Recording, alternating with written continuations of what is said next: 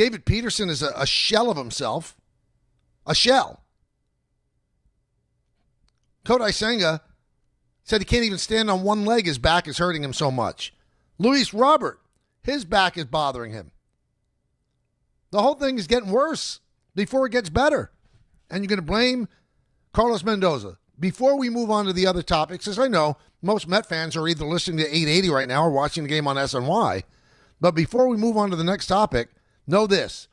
If they fire Carlos Mendoza, he's the scapegoat.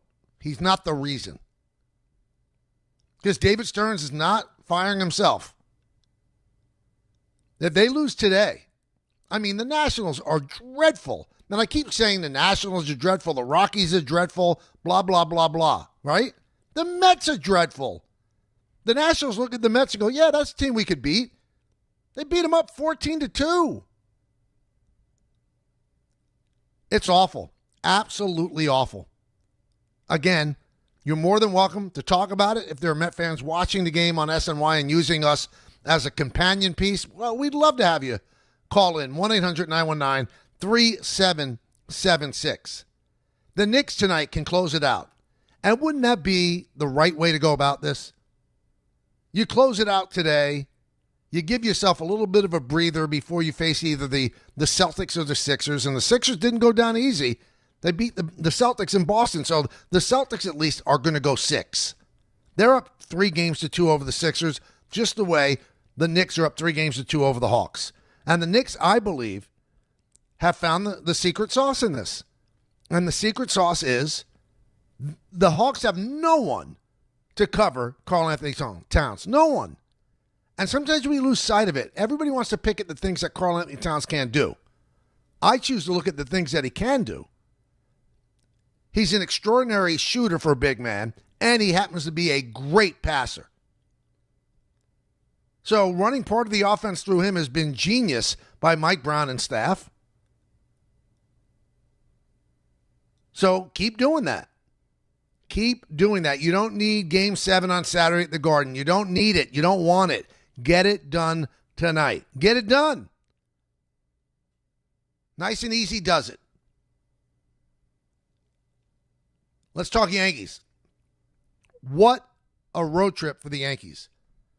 A little bit of a letdown yesterday. They got shut down by Nathan Eovaldi and the Ranger bullpen. They lost 3-0, but the Yankees took 7 out of 9 on their road trip. 7 out of 9. Yesterday, we got our first look at Elmer Rodriguez, and you could see the stuff is there. But I'm always going to be honest with you. I wasn't blown away by what I saw. His command wasn't good. He was probably very nervous. He's a 22-year-old kid. Got called up to the big leagues probably before he thought he was going to get called up to the big leagues. I think he threw 80 pitches and, what with the 45 strikes? That's not good enough.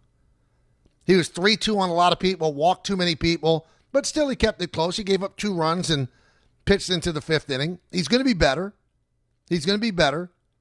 But he did not match the dominance that he had shown in AAA. That's okay. You try to see inside the numbers. And sitting with a guy like David Cone doing the game yesterday, he was impressed by his stuff. I think it was a case of nerves. I really do. Case of nerves. So we'll see if they give him another start, and I think they will. And he'll probably get the same team. He's going to start against Texas, who comes into New York after the Orioles have a 4-game set. So he's going to face the same lineup. Now, will that be a benefit to the Rangers? Might. It might. Maybe it's a benefit to the kid. Maybe he knows them better as well. So we'll see exactly how that rolls. Now, the thing that jumped out at me yesterday with the Yankees happened before the game, and I didn't have a chance to talk about it on the show because I didn't do the show yesterday because the game was on in the afternoon. So Dan Grosso was kind enough to step in for me. But sitting next to Aaron Boone, and he does his media availability on the road on the bench. So I sit on his right side, and Meredith always sits on his left side, and the media stands in front of him. And he answered a lot of questions with "we'll see." He didn't try to put any lipstick on a pig. And I've told you guys this before, and I think it's something to watch out for. there is a ruthlessness and a decisiveness to the Yankees that we have not seen all that often of late. And I'll explain what I mean. Louis Seal, 4 starts, over 6 ERA, you're going to the minor leagues. And you know what? You might not come back up. You're going to the minor leagues. That's all there is to it. And we'll bring up the guy who's pitching the best in the minor leagues, Elmer Rodriguez. We're not going to keep running you out there. That's decisive. That's ruthless. And I'm not saying ruthless in a pejorative way. I'm saying ruthless in a, we're trying to win this thing. We don't care about feelings. Stuff I've seen earlier in the year. Ryan McMahon, you're not hitting? Yeah, take a seat on the bench. Take a seat on the bench. We'll play Ahmed Rosario. $16 million contract, they don't care. He's going to go on the bench. Until he becomes a better hitter, he's going to go on the bench. And then he'll play defense in the late innings. Pretty amazing. Trent Grisham, you're not hitting lefties? Well, you know what? Take a seat. We'll play Grichuk out in the outfield. How about that? That's what we'll do. We've seen it plenty of times. Paul Goldschmidt, you signed here to be the first baseman against left-handers. Sorry, Ben Rice is so good, he's playing all the time. You're going to sit on the bench a lot. You're going to sit on the bench a lot. Decisiveness, ruthlessness. They had to bring Elmer Rodriguez up yesterday, right? They release Randall Grichuk. Just release him. Because the easy thing to do would have been to simply send Dominguez down. Now, that decisiveness could end up hurting the Yankees. Because Dominguez got hit by a pitch on his left elbow and was in a lot of pain, and he's undergoing more tests, so we have not heard anything yet. Didn't look great. But now Grichuk's not an option. They could have sent down Max Schumann if they wanted to. But they kept Schumann up, and they released Grichuk, who's a veteran right-handed bat. They released him. Again, decisiveness. Don't worry about feelings. We're trying to win here. And I like it. And I think that Boone is being more ruthless as well because he finally has a bench where he can mix and match. If somebody's not playing well, he's got somebody really good to go to. McMahon's not playing well. Rosario's really good. Let's get him in there. He hits lefties. Louis Heel, you're not going to pitch well? You're not going to throw 97 like you did in 24? We'll send you down and we'll call up a kid. Ruthlessness. And the last piece of the ruthlessness that I want to talk about, the Yankees have always been very, very easygoing when it comes to Anthony Volpe. Nary a word, negative word has been spoken about Anthony, who had a brutal year last year. Even he would admit it. And let's sign that off to the fact that he had a bad shoulder. But Anthony Volpe is essentially ready to be called up. And when asked about it, you know what Boone said? We'll see. Well, when he gets called up, is he going to be the everyday shortstop? We'll see. A lot of we'll sees. Didn't say, well, that's the plan, or, Anthony, you don't lose your job from injury, which I don't buy that. I don't buy that at all. I'm not saying that Anthony should lose his job. What I'm saying is this. If that rule was legitimate, you don't lose your job because of injury, then Drew Bledsoe would have taken over when he came back. No, but Tom Brady actually did a pretty good job, so he was the quarterback and Drew Bledsoe was gone. You do lose your job because of injury. Wally Pipp had a headache. Lou Gehrig took over. Wally Pipp didn't get his job back. If you have an injury and the person that replaces you does better, why should they lose their job? Especially if you're not, Aaron Judge and you don't have a long-term guaranteed contract. Anthony Volpe has to produce this year. This is year 4 for this first-round draft pick. Now, a couple of weeks ago, 3 weeks ago, when the Yankees weren't playing as well as they're playing right now, Yankees have the best record in the American League. Brian Cashman said, well, the plan is when Anthony comes back, he's going to be shortstop. That's not what Aaron Boone said yesterday. We'll see. We'll see. There are many ways that they could go with Volpe. They could keep him down in the minors because he's got an option left. And if they keep him down for 20 days, then they have another year of control over him. His free agency would happen in 3 years, not 2. That's somewhat significant at times. Caballero's been playing great, and I think the thing that surprised the Yankees with Caballero is how good he is defensively. That was never the read on him. He could play everywhere, but would he excel anywhere? Do you know he is +6 defensive run saved at shortstop? You know who's better than him in the major leagues? No one. He has the best defensive run saved of anybody, past Bobby Witt Jr. for the lead. Bobby Witt Jr. is the reigning Gold Glove winner in the American League. Caballero has range, has a great arm. Now, the saving grace for Anthony is Caballero could play everywhere. He could play every day and not be the everyday shortstop. So that's a route the Yankees could go, but then the Yankees will have to decide, are we better, though, with Caballero being the everyday shortstop? Now, Anthony is just a shortstop. I'm sure he could play second, but you're not going to replace Jazz Chisholm. You're not. Jazz Chisholm's a legitimately outstanding player when he's got it going on. So I don't think that's an option. So the Yankees have to decide at some point, are we running Caballero out there until he gets into a slump, until we start playing badly?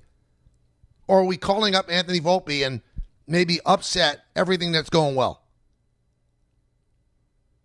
Boone's "we'll see," to me, spoke volumes. Absolutely spoke volumes. 1-800-919-3776. Let's go to the phones because we got 2 great guests on the show today. At 1:30, we're going to talk to Frank Isola about the NBA playoffs, particularly about the Knicks and the Hawks.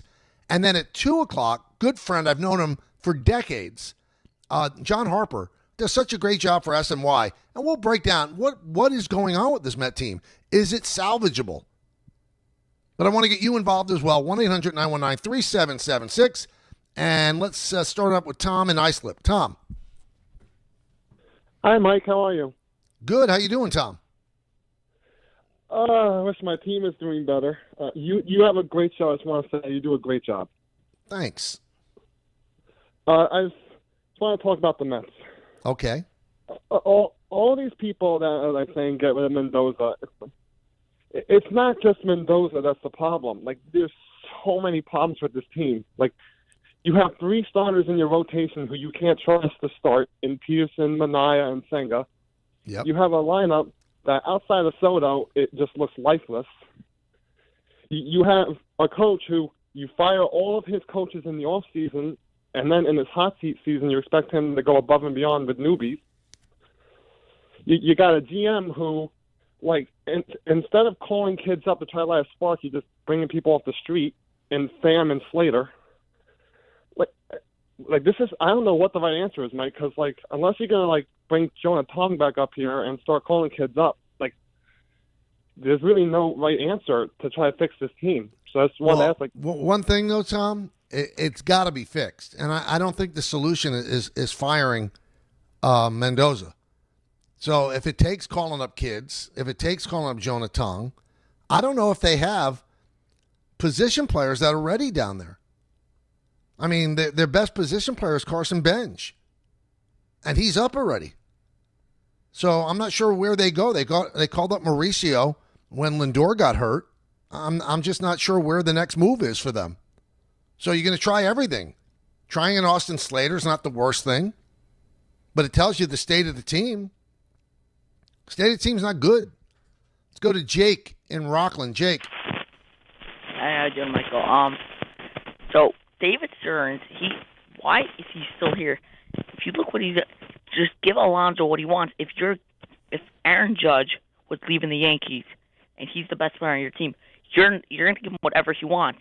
So David Stearns, Alonso is leaving. Then he brings in Bobichet. He moves him to a different position. He brings Polanco to first base. He's never played that before. Then he tried Brett Beatty for some reason at first base. No one could catch the ball. And then it's disgusting how why is he still even here? I want to know why he's still here. Who, Stearns? Well, I could tell you why he's still here. He moved heaven and earth to get him. He waited years to get him. He's paying him over $10 million a year for a 5-year contract. Now, money shouldn't be an option with Steve Cohen, but if you're giving up on David Stearns right away, right, you got to find somebody else. He has not had a good run of people to run the team. One guy sending lewd messages got fired. Another guy, DUI, got fired. Another guy misappropriating the IL essentially got fired, suspended for a year. That's Billy Epler. And then he brings in David Stearns. So you could have all the money in the world. You really could have all the money in the world, which David Stearns, which Steve Cohen has. And unless you make the right decisions and bring in the right people to run your team, you're going to lose. The money doesn't mean anything. By the way, bottom of the first inning, Soto just hit a drive and robbed of a home run. That's the way things are going for the Mets. Great leaping catch at the fence and just to the right of dead center field. Great play. But that's the way things are going for the Mets. Amazing. 1-800-919-3776. Let's go to Bob. He's only in New York. What's up, Bob? Hey, Michael. Ben, first off, sorry about that. It's all right. I'm a sports media major at St. Bonaventure University, so you're a huge inspiration. I just wanted to thank you for all that you do. I was going to say, Bob, you have a really nice voice. Thank you. So my question was, I'm a relatively young Yankee fan, and every prospect we've called up since I've been watching, has been called up, in my opinion, prematurely. I think Volpe's a great example of that. And I'm really scared that they're going to make the same mistake with Lombard. I was just curious what your thoughts are on when they should call him up. I think maybe one of the September call-ups might be a great opportunity for him, but next year, well, I think Lombard is really a fascinating study, Bob. And when I talked about the ruthlessness, the fact that they moved him up to AAA, right, at the end of April, tells you it's not business as usual. Now, I would disagree with you slightly. I think they slow cook their prospects. They don't bring them up too soon. They might bring them up too late. But you can't say they rush them. They haven't rushed Spencer Jones, right? They didn't rush Jason Dominguez.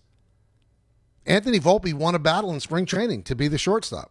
I mean, that was always the plan anyway. He did spend some time in the minors, so it comes down to this.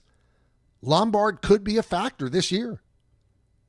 He conquered Double-A, and rather than waste him down there, he's 21 years old, they bring him up to Triple-A. So he is one heartbeat away from being in the big leagues. He could be part of the solution. If they continue to have trouble at third base, he could come up. If Anthony Volpe struggles, he can come up and play short. The fact that he was promoted at the end of April, when the Yankees don't do things like that, tells you that it's not business as usual. It's just not. And I think it's a good thing. I'm not knocking the way they've done business before.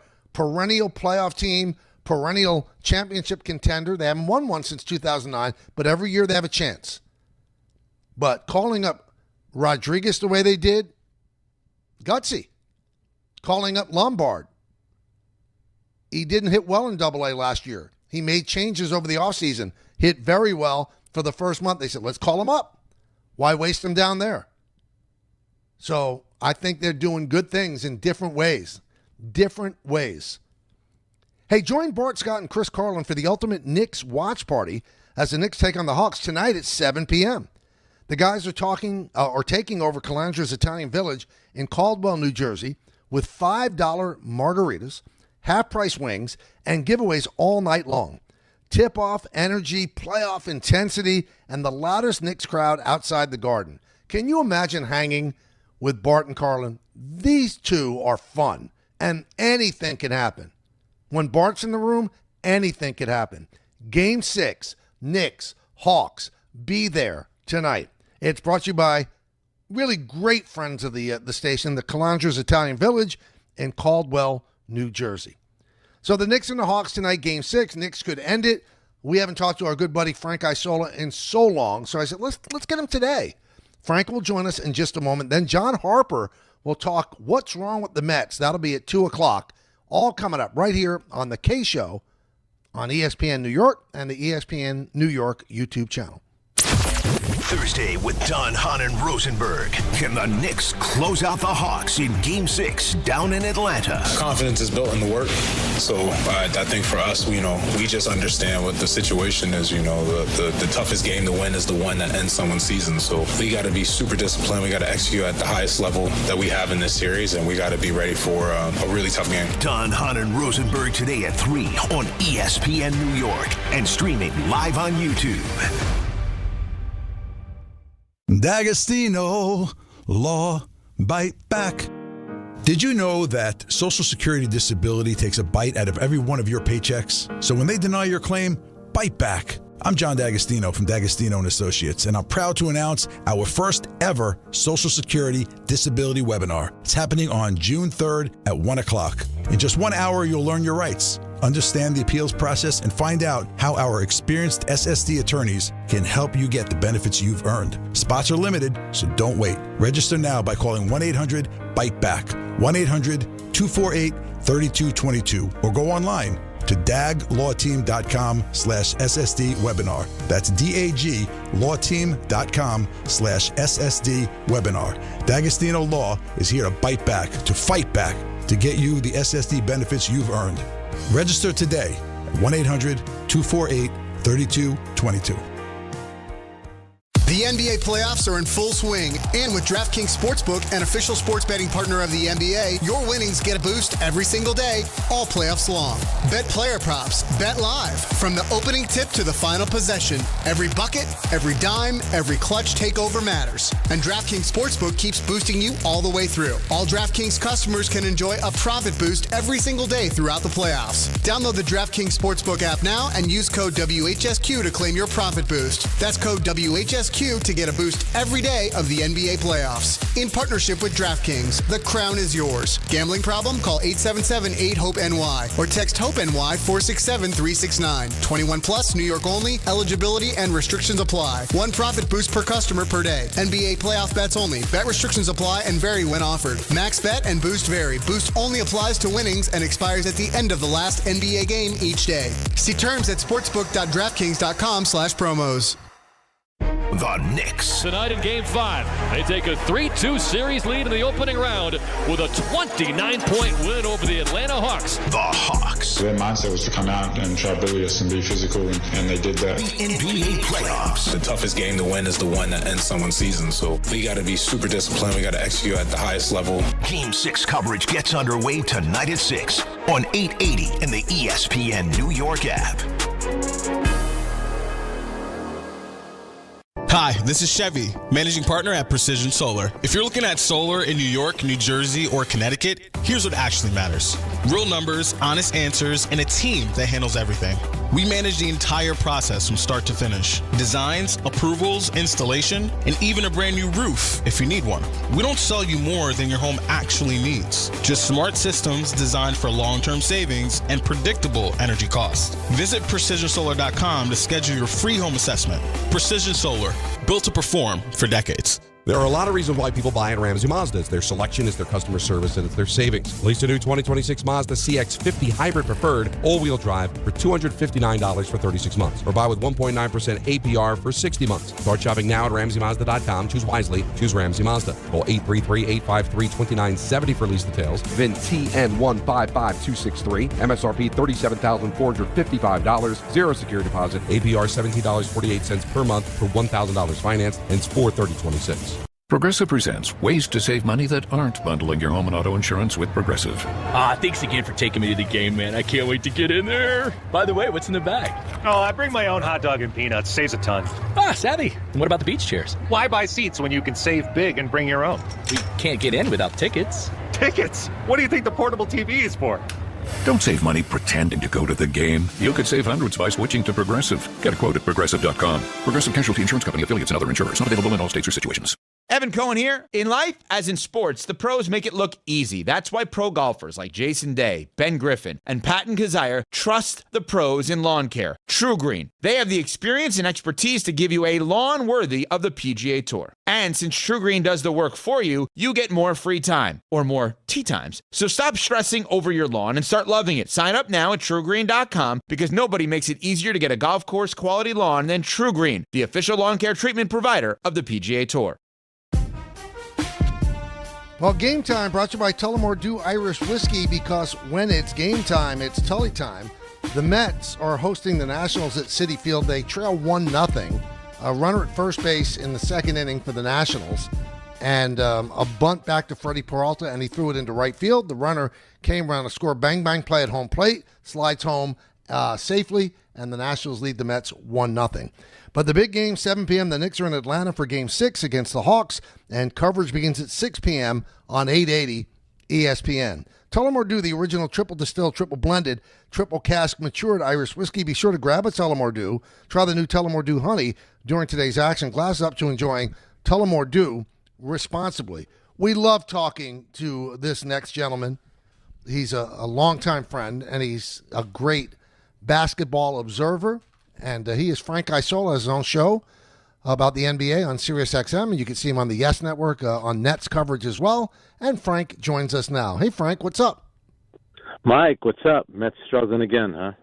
Unbelievable. It's just unbelievable. They're now down 2-0. You can't make this up. I mean, some of those games that they lost during that 12-game losing streak were just miserable. I covered them the year they lost 103 games. That was nuts. I was at the you've covered the Nets during some bad years too. Maybe it's you. And you know what? And then I got to the Knicks, and they were terrific. And it was, kind of championship or bust. And Patrick was there, Charles Oakley. They won the 57 games, and then they got in the fight with Miami when guys got suspended for leaving the bench. Now everyone leaves the bench, and nobody gets suspended anymore. It's crazy how often that happens. Then they went to the finals, conference finals, and then it took a bad turn. Again, it's you. I guess. Let's talk about the Knicks. They looked like they were in bad shape when they were down 2-1, but they seem like they found a formula, and it's something that I think a lot of people have been saying. You got to use Cap more, and there's nobody on the Hawks, Frank, that really can cover Karl-Anthony Towns. So do you think they could get it done tonight and just move on to the next round? I think they will. I think Atlanta kind of showed you what kind of team they were in Game 4. That's when you have the Knicks on the ropes. And, anytime the Knicks lose, it's similar to, you're very aware of this with the Yankees. The sky's always falling. And I think, you were starting to hear things about Mike Brown. Jalen Brunson was being criticized really for the first time. And the Hawks came out, I thought, pretty soft, didn't have much of an edge to them in that game. And the Knicks played like I thought they would. I do expect them to close it out. I think you're right about Karl-Anthony Towns. I think some of that certainly falls on the coaching staff and on the point guard, but some of that is also Karl. He's got to be, a little bit more aggressive, a little bit more assertive. It's very similar to what goes on in Cleveland with Evan Mobley. And last night, Evan Mobley was assertive and, was demanding the ball and made some big plays in a game that, Cleveland really had to have, and it made a difference. And I think you're right. They just don't have anybody that can guard Karl. And he's a terrific player. He's been to back-to-back conference finals, one in the West with Minnesota last year with the Knicks. And if they're going to go anywhere, they're going to need Karl to play at a really high level. See, it's the hate that I get on this show and you see on social media about Karl-Anthony Towns, because what I try to say to them, to everybody, he's one of the top 15 players in the game because he was third team All-NBA last year. He has been to 2 conference finals with 2 different teams in 2 years in a row. I mean, I don't think he's a perfect player. There are things that he doesn't do well. But for the most part, Frank, he's a pretty darn good player. I mean, come on, go. Look at what he's done in the playoffs. I get it. When it's your players, so to speak, for the Knicks fans, you're really going to, do a deep dive and look at everything. And sometimes, would you like him to see him be a little bit more physical? But his ability to spread the floor by, he once called himself, the best, 3-point shooting big man. Brian Scalabrine, who I do the radio show with, the year that Karl won the 3-point competition, he came on the air with us the day before, and he said that he was going to win, and it wasn't being cocky. He was just that sure of himself. And it's like anything, Mike. I think last year, no matter what happened the coach was the easy person to kind of criticize. So when that happens, you move on from the coach. So he's gone. And now I think Karl has been kind of the guy. And, obviously Mikal Bridges is catching a lot of grief. But I've known him for a long time. You know my wife. She was friendly with Karl's mom. They went to, my wife knew Karl when he was like a young kid. They actually went to a couple of birthday parties with him. So my wife gets all defensive about Karl-Anthony Towns when he's getting criticized. But Karl is a good guy. He's a terrific player. I mean, come on. He was an all-NBA player last year. Now, why did his scoring average drop nearly 5 points? Again, some of that has to fall on him. Some of that has to fall on the coaching staff and the way the offense is being run and the point guard. But if they want to be a championship team, and you need 2 stars, and they have 2 stars on the team, but they need to play at a really high level, and you're finally starting to see it in these last couple of games. Do you believe, and you mentioned this, he had a great game in Game 5, but do you believe that the bloom is a little bit off the rose when it comes to Brunson? Because he was untouchable here in New York, and now you get the whispers, well, he's not a good defender, he holds on to the ball too long. Does he need a big playoff run to get back that love? I think he probably does, and I think you know this from being around the Yankees. Look at the way that Derek Jeter was talked about, won all the time, and then when Alex Rodriguez came in and didn't win, he's kind of viewed a little bit differently. And I do think for Jalen, I'm not going to say the honeymoon is over, but I do think really for the first time he's facing criticism, and with that there comes a lot of pressure, and I think maybe when he kind of had that little outburst with his father on the bench, that was in Game 4, I think it was. That could be some of that, just feeling the pressure really for the first time and getting a lot of criticism. Even Jalen, if you look at last year, he was the clutch player of the year in the NBA. People were chanting MVP. He got MVP votes, so he still has had a terrific season, but I don't think he's performed at the level that he did last year. I don't think Karl has. I don't think Mikal Bridges has. But I still look at the Knicks. I watch all these games. I think the Knicks are better than all these teams in the East. I think for me, they still have the inside track on getting to a finals because I haven't really been impressed. Maybe Orlando's been pretty impressive with the way that they've played, but to me, I think the Knicks are better than the rest of these teams in the East. And I look at it, the whole road to the NBA Finals has kind of opened up because the Celtics are struggling more with the Sixers than I thought. Embiid had a really good game to force a Game 6, and the Celtics are beatable. If they're not hitting from 3 points, you're going to beat them. And the Knicks proved that last year. They were going to beat them even before Jason Tatum got hurt. And maybe it's not going to be the Pistons that are awaiting them in the Eastern Conference Finals. The road is as clear as it's ever going to be. All right, so think about this, right? The number 1 seed in the East is Detroit. They won 60 games.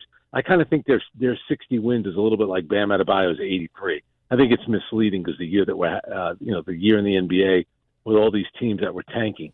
Detroit last year had Dennis Schroeder, who played really well against the Knicks. They had Malik Beasley, who hasn't been able to play this year due to that gambling investigation. And they had Tim Hardaway Jr. I think last year's team was better than this year's Pistons team. And then you look at Boston, they're the number 2 seed. Last year they had Drew Holiday on their team. You had Al Horford. You had Porzingis. I thought last year's Celtics team was better. I do think Cleveland should be better because I like Schroeder a lot, and I'd rather have Harden than Darius Garland, but I think the path for the Knicks to get to a final, I'm never going to say that it's easy, but I do think it's there for them. And you're right about Boston. If you look at Boston, the first 2 games against the Knicks in the playoffs last year, I think they were 25 of 100 on threes. Yeah.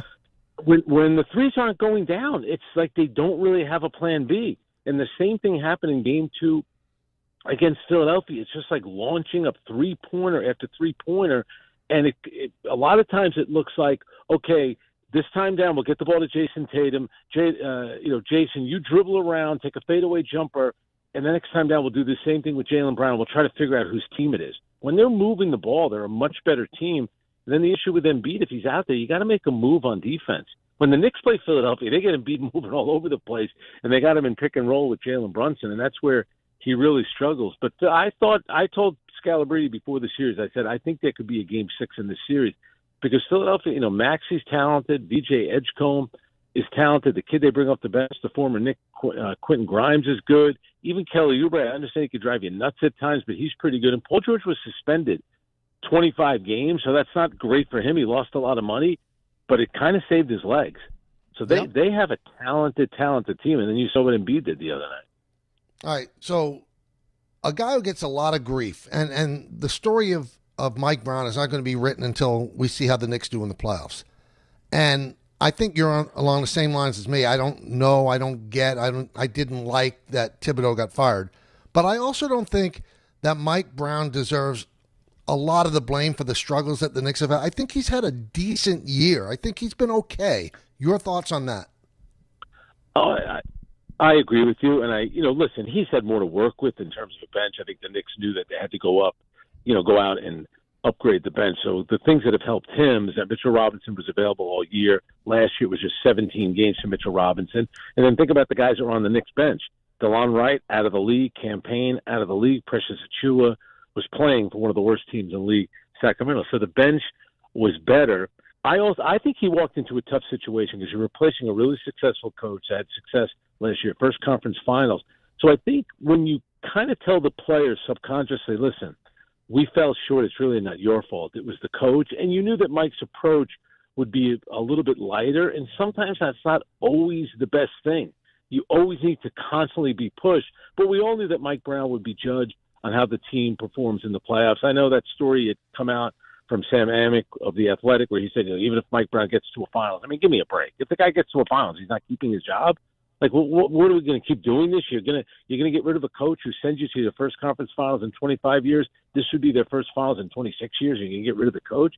To me, but that if you got rid of Thibodeau, I guess you could. That's why I just don't dismiss it out of hand. No. I tried to tell Brian Scalabrine last year. I said remove logic and reason. He's like, there's no way they're firing Tom. I said we'll see what happens. This was after the playoffs were over. Then the next day.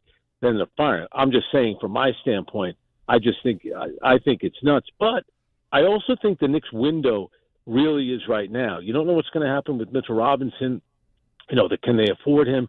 Will he be gone? And windows, they said all the time in the NBA, windows open and close really quickly. And I think Boston, with how they figured out their salary cap, should be better next year. Tyrese Halliburton is coming back next year. Orlando's on the come up. Same thing with the Charlotte Hornets. Kate Cunningham's one of the best players in the league. I do kind of feel like the Knicks window to get to a finals is right now, maybe next year. And listen, they don't have to beat San Antonio, the Lakers, and Oklahoma City. You only got to beat one of those teams. And we saw what happened all throughout the playoffs, Mike, and it's happening this year where guys keep getting hurt. And the Knicks, knock on wood, they're staying relatively healthy. I know that Josh Hart has got a back thing, and maybe he won't play tonight. But last year the Knicks were healthy, and this year they're healthy. It seems like all the other teams are kind of falling apart. You think Houston has a chance to come back from 3-0? It's 3-2 now. All right, so let me ask you this. Kevin Durant plays 78 games during the regular season. The guy's durable. He loves to play basketball. Do you think that it's in his head a little bit, his last few years in the playoffs, how much his team has failed? It seems like he always plays through injury. I'm not going to sit here and tell you that he's hurt. But the last 3 games that he's played in against the Lakers, which includes the one playoff game, he has 20 turnovers against them. Right. He has not played well. And listen, he's a guy that has burner accounts and criticizes his teammates. Do you think it's all in his head that if we lose, I'm going to get all this blame, and maybe he gets all wrapped up in this legacy nonsense? I give Houston a lot of credit for them to go on the road last night because their team should be Fred VanVleet should be their point guard. He hasn't played all year. Kevin Durant should be playing, and Steven Adams is a rotation player. Maybe, I don't think he'd start next to Şengün, but he's a rotation player. They don't have those 3 guys last night. I know Luka didn't play, but you're still playing for your season. And for them to go into L.A. and do that was impressive. And for LeBron, who I think has been terrific. So after all is said and done, if LeBron were to lose the next 2 games, he would be on the team that for the first time in NBA history blew a 3-0 lead in a series. And he seemed a little bit annoyed when he was questioned about things afterward, too. So maybe some pressure is getting to him. Yeah, and I do think, it's funny. We were joking around about it, that, like, LeBron had kind of reached this point where even when he had 8 turnovers the other day, it's not like a referendum on his career because everyone is starting to realize he's 41 years old, everything that he's accomplished. But now that they lost the game, last night you had Charles Barkley talking about how LeBron looks worn down. Now he's being questioned about maybe blowing this lead. He was asked about, Jabari Smith says they're the best team. They're the better team in the series, and LeBron's answer was great. He answered it like an old guy. He's like, well, what do you want me to say? Of course he thinks that, but it doesn't matter. It's what happens on the court. So I like that LeBron is acting like an old guy because then you and I can relate to it a lot better. Before I let you go, what do you think has been the issue with Bridges? I mean, was it just an overpay and we're expecting too much of him, or has he really underperformed?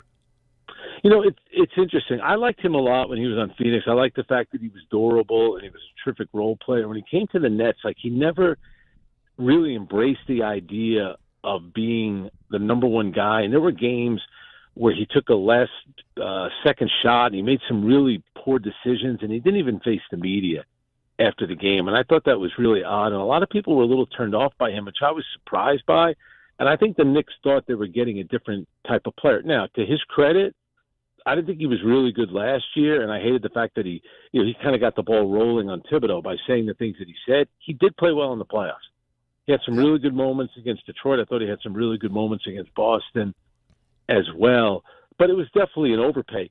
A lot of people thought that Orlando may have overpaid for Desmond Bane. Look at what Desmond Bane has meant for Orlando. Like, Phoenix kind of always used to have kind of a country club feel to it. I think Orlando has – the organization even has like a vacation feel to it. Like, yeah, come down to Disney, maybe come catch an Orlando Magic game. We're not really in it to win a championship. They had Desmond Bane. He wants to fight everybody. He brings an edge. So they gave up a lot to get Desmond Bane, but I think he's kind of given Orlando what I think the Knicks were hoping Bridges could give them, you know, outside shooting, some toughness, some leadership, but that hasn't been the case. Oh, so Frank, I'm looking at X the last couple of days, and people are coming after you, giving you hate. What is this about? What did you say that you annoyed people? No, we did a read for, you know, Young Guys Got a New Show. So our show replays we're on 7 to 10, then 10 to 1. So we made a joke about how he's stealing an hour from us.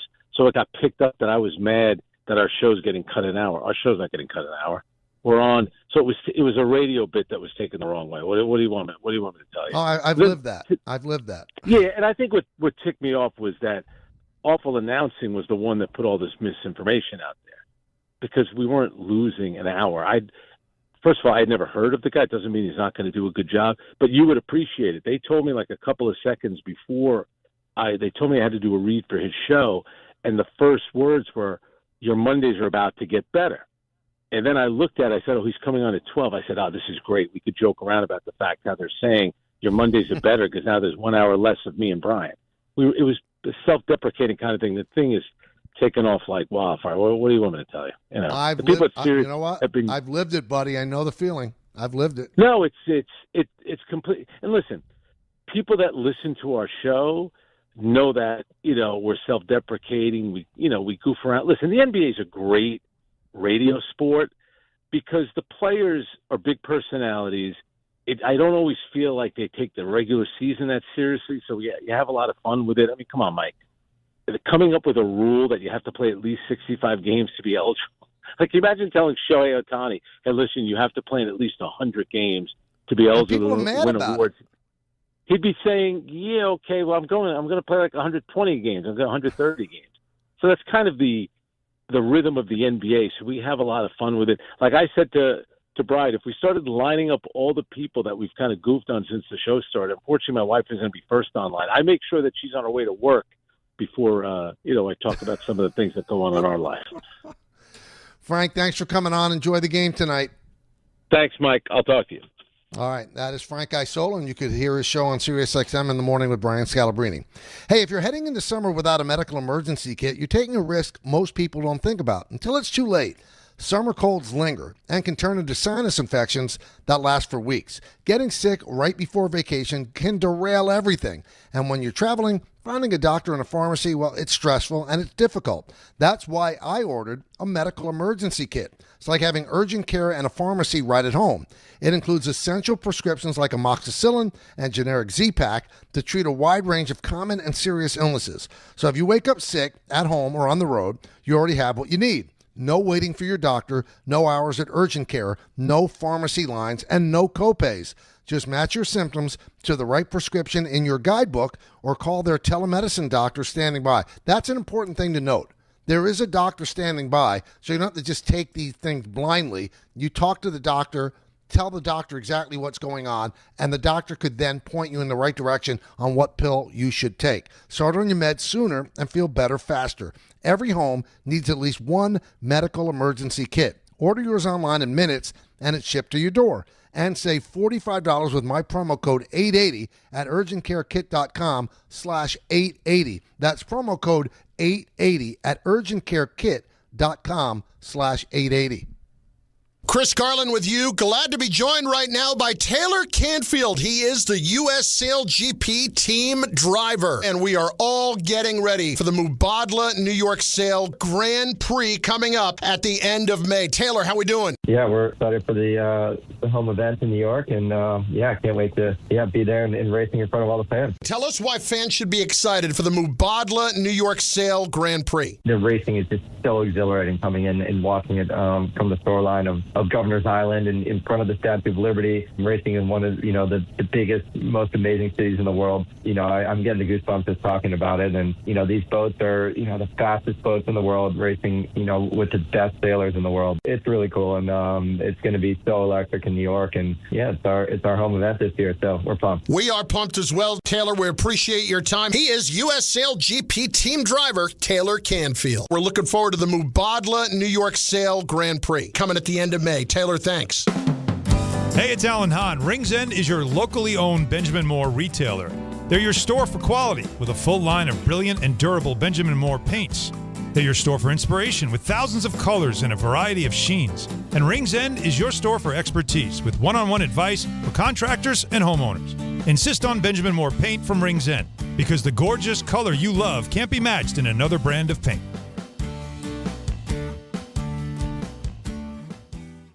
No matter your age or career stage, SUNY Canton delivers education at the speed of life. With flexible, fully online degree programs, you can earn your credential on your schedule. Ready to get started? Apply now for a summer start in high-demand programs like applied psychology, cybersecurity, healthcare management, and more. Our admissions team is ready to help you review transfer credits, explore degree options, choose courses, and navigate every step of enrollment. Email admissions@canton.edu today or visit canton.edu to learn more. If you've been injured in an accident that wasn't your fault, then you need a lawyer who knows New York's unique personal injury and workers' compensation laws. At the Parisman Firm, they have decades of experience handling all types of accident cases and a proven track record of delivering huge results. Their team has already recovered nearly $1 billion for injured New Yorkers. From construction to car accidents and slips and falls, they've got you covered. Call the Parisman Firm now at 718-WORKERS, where your case is their cause. Get the justice you deserve today. Okay, team. Huddle up. Why are you dressed like a hockey player? Because America's energy security is on thin ice. We're facing an overburdened electric grid, rising fuel costs, and severe weather. But here's your power play. Propane. It's affordable, abundant, safe. Propane is reliable energy, even when the grid isn't. Advantage Propane.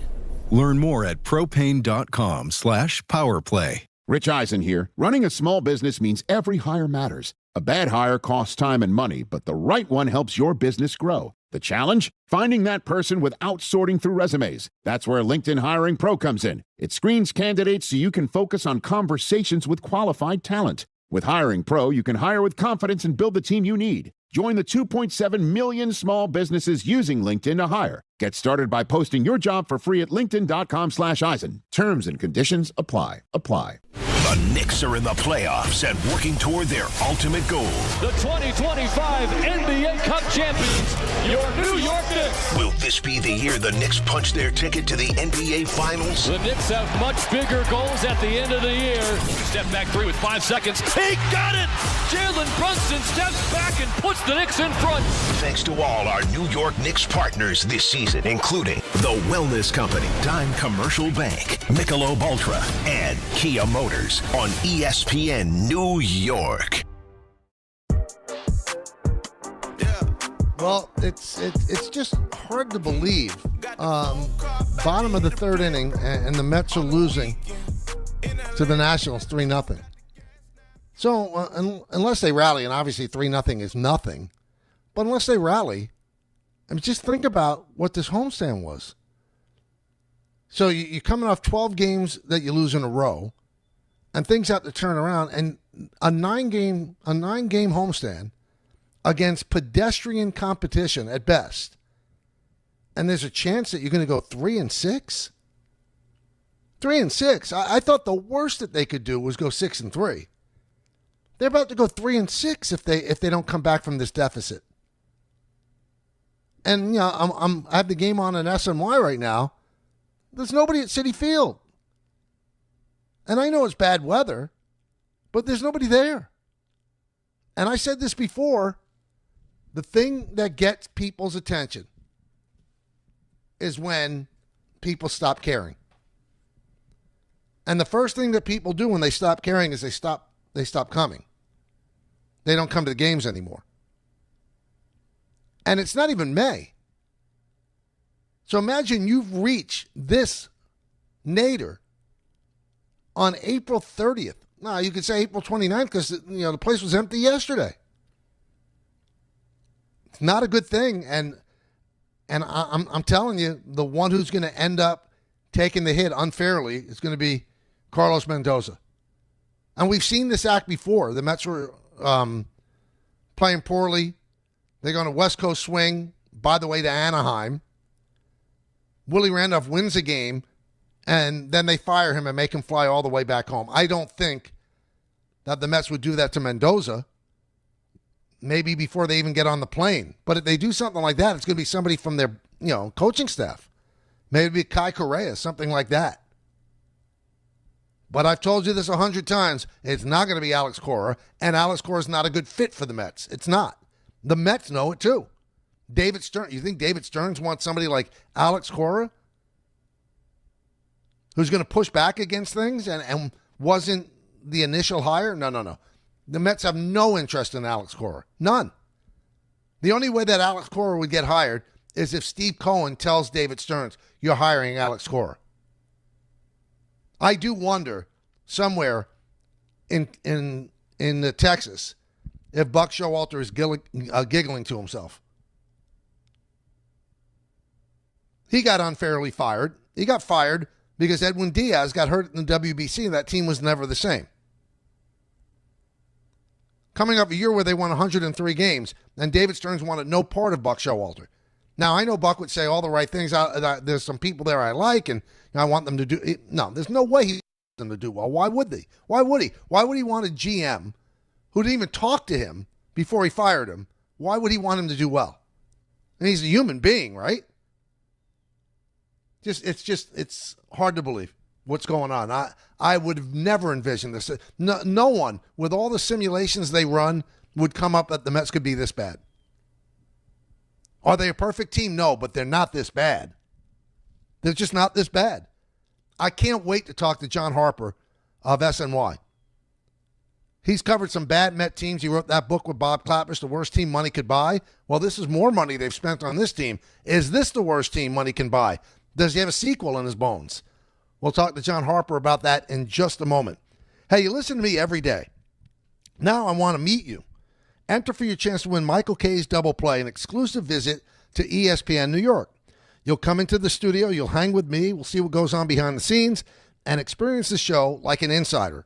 This isn't something you could buy, it's only something that you win. Head to ESPNNewYork.com or the ESPN New York app and enter now for Michael Kay's Double Play. Presented by Floor & Decor, high-quality materials, unbeatable prices, and everything you need to get your project done right. Do this. It's fun to meet you guys. 1-877 Cars for Kids. KARS Cars for Kids. 1-877 Cars for Kids. Donate your car today. Call 877 Cars for Kids to reach a friendly live agent. Donation is super easy, and your car can be picked up as soon as tomorrow. Call us now or go to carsforkids.org. 7 Cars for Kids. Donate your car today. Did you know you can donate real estate too? You've been stuck inside all winter. Now it's time to get back out walking, working, and living. But if you have joint pain, sciatica, back pain, and still holding you back, you don't have to live like that. I'm Bart Scott, and Dr. J. Shaw at Sandwell Pain is the real deal. Ivy League trained, double board certified with non-surgical treatments that get real results. No cuts, no downtime, no pain medication. Just a smart, targeted approach to get you moving again. Same day or next day appointments are available. Go to SandwellPain.com. Don't let pain vent you this spring. Let me say this. If you're an experienced superintendent in Jersey and you know you're better than the situation that you're in, Tricon Construction wants to talk. They're building serious multifamily, medical, and industrial projects across the state, and they're looking for leaders, not babysitters, real projects, real support, real backing from ownership. If you're ready to step into something bigger, go to triconbuilds.com/careers. That's triconbuilds.com/careers. And yes, it's confidential. Hey, this is Jalen Brunson. Jalen Brunson for three. And this is your home for New York Knicks basketball. This is 880 ESPN. WHSQ and WCBS-FM HD2, New York. Hey Yankees fans, gather a group of 10 or more and take advantage of our 2026 Yankees group ticket specials. Whether you're getting together with family and friends, organizing a fundraiser, or entertaining clients, your group will love bonding over the Bronx Bombers. Start planning your 2026 group outings today. Log on to Yankees.com/groups. Call 212-YANKEES or email us at groups@Yankees.com. That's 2026 group tickets. Call 212-YANKEES or visit Yankees.com/groups today. Dell PCs with Intel inside are built for the moments you plan and the ones you don't. For the time you forgot your charger at the gate. Passengers, we are now on our initial ascent. Or when you're bouncing between projects like a ping pong ball. We build PCs with long-lasting battery life, so you're not scrambling for an outlet. And built-in intelligence, so you can stay focused on whatever you're doing. Dell Technologies, built for you. Dell.com/Dell PCs. My name is Whitney Allen, and I'm a widow. My husband, Ryan, died. We never thought we'd ever have to use life insurance, but the unexpected happened. With Ethos, signing up was fast and 100% online. You can get a quote in seconds, apply in minutes, and get same-day coverage. No medical exams, and you can get up to $3 million worth of coverage. I'm grateful we were prepared. Get your free quote at ethos.com/play. That's ethos.com/play. Paid spokesperson. Time spent on application may vary. Online health questions required. Well, we have some good news. MJ Melendez, who, they really built this team around, just hit a 3-run home run. So the Mets have tied the Nationals 3-3 as they head to the fourth inning. And this guy's been batting cleanup at times. It's just amazing what's happened to this team and this roster. And that's why, even before this game, I said, I got to talk to John Harper. John, a newspaper guy in his soul, works for SNY now. And he's seen it all with the Mets, and he's nice enough to join us now. John, how you doing? Good, Michael. How you doing? I'm doing fine. How do you make sense of what's happening with this team? Because it's not a perfect team, but it's not this bad. No, it's kind of fun. I posted last night on Twitter before the spring, just about when spring training started, I did a poll of scouts and execs, about 9 or 10 guys, just to get a feeling what they thought of the Mets winter. And there was some skeptics, to be sure, but even the guy, nobody predicted lower than 83 wins. So nobody expected this bad. So I reached out to one of the guys that was kind of skeptical last night, and he said it's kind of shocking to him that they're this bad. They failed in all areas. That's the biggest shocker. You could have seen some of this maybe because the lineup, They weren't going to have power, but I thought they did a decent job in putting together a lineup that would be consistent, be more clutch than it has been in years past. But obviously, nobody's hit, and injuries haven't helped. And now, as you mentioned, this guy Melendez, he's the savior apparently. People think I'm crazy when I say this, John. The baseball season is so long. I still don't think they're out of it because just in announcing the Yankee games, John.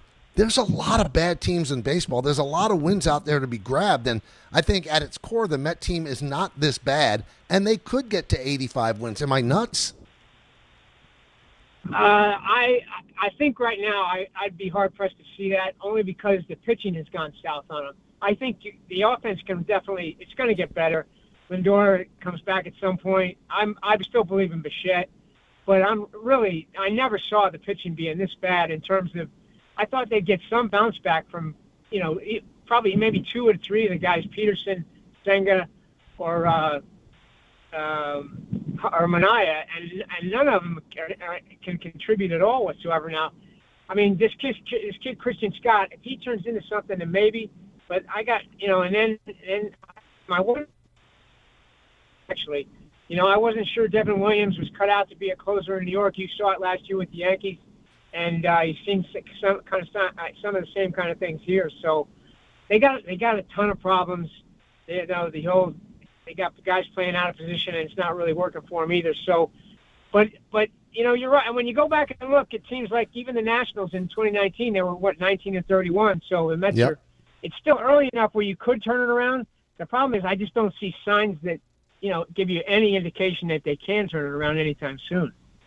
Now, we've been covering baseball a long time between the two of us, and one thing that gets owners' attention and management's attention is when ballparks are empty. Yesterday, Citi Field was empty. Today, there's a lot of empty seats as well. And the fear of mine, because I like him personally, I'm not going to try to hide my hand, is that Carlos Mendoza is going to be the one who takes the hit on this when I think it's not his fault. I think it's a poorly constructed team, and guys aren't performing well. Do you believe that some of this is Mendoza's fault, and do you believe he's going to end up losing his job? If it keeps going like this, I think it will force Cohen's hand. I don't think Stearns wants to, because this is a reflection on him. He hired Mendoza, and he, as you said, he constructed this roster, which just is not well thought out, as it turns out. And so I'm with you. I like Mendoza. I think he's got a really good relationship. I think with his players, I think he's got a good feel for the game. Every manager makes questionable moves in games, and he's made some of those for sure. So I think you can always question that. But I don't get any sense where it's the clubhouse. He's lost the clubhouse or anything like that. It just gets to a point where we've already seen it with the Red Sox and the Phillies that maybe you want to try something different, especially if you think it's early enough. If you believe in the talent on that team, and I got to believe Stearns believes in that. So, but I think it's going to be Cohen's call. I really don't think Stearns absolutely wants to do it, but Cohen might get to the point, as you said, empty ballparks, things like that. And I think it does make it a little bit easier to do it, too, when you've seen two big market teams like the Red Sox and the Phillies already make the move.